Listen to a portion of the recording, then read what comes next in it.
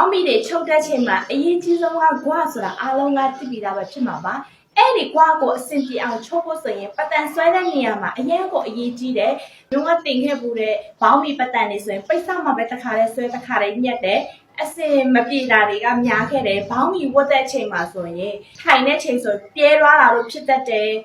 ပြီးတဲ့ခါကျတော့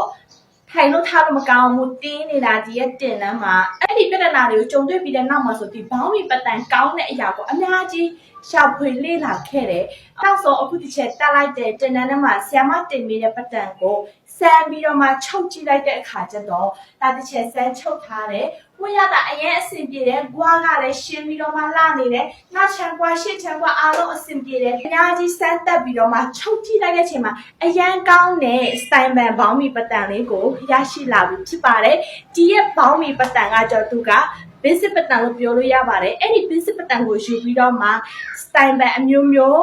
ခွဲထွက်လို့ရမယ်ညဝအိတ်ဘောင်းမီတွေရမယ်ဆွဲသားဘောင်းမီတွေရမယ်ဘောင်းမီအတိုးအရှိကောက်ဆွတဲ့ဘောင်းမီတွေမြို့ကျိုးတက်တဲ့ဘောင်းမီတွေ basic ချပါတာတွေမပါတာတွေဒီလိုမျိုးဘောင်းမီတွေအများကြီးကိုခွဲထွက်လို့ရပါတယ်အဓိကဒီရဲ့ basic စတိုင်ပန်ပတန်ကိုတည်သွားရုံနဲ့ကြိုက်တဲ့ဘောင်းမီကိုချုပ်လို့ရတော့မှာဖြစ်ပါတယ်အဲ့ဒီပတန်လေးကိုလိုချင်တယ်ဆိုရင်တော့ style pattern making online class တွေမှာလာပြီးတော့မှလေ့လာသင်ယူလို့ရပါပြီအဲ့ဒီ online class ကတင်နန်းချင်းမတတ်မှတ်ထားပါဘူးကိုတက်နိုင်တဲ့လောက်ပေးပြီးတော့မှတက်လို့ရပါတယ်ရတဲ့တင်နန်းချင်းအားလုံးကိုလည်းတစ်ချက်မသုံးဘဲနဲ့လူတန်းပေးသွားမှာဖြစ်ပါတယ်ဒီရဲ့ကာလကတော့ဒီတစ်ချက်ပြီးတဲ့ကာလအထိပဲချက်လက်ခံပေးမှာဖြစ်ပါတယ်နောက်ပိုင်းကျလို့ရှိရင်ဒီ style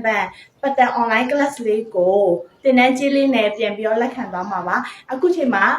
ကိုကလည်းလူချင်တယ်ဆိုရင်တော့ဒီရဲ့တင်နန်းလေးကိုလက်လွတ်ဆုံးရှုံးမခံပါနဲ့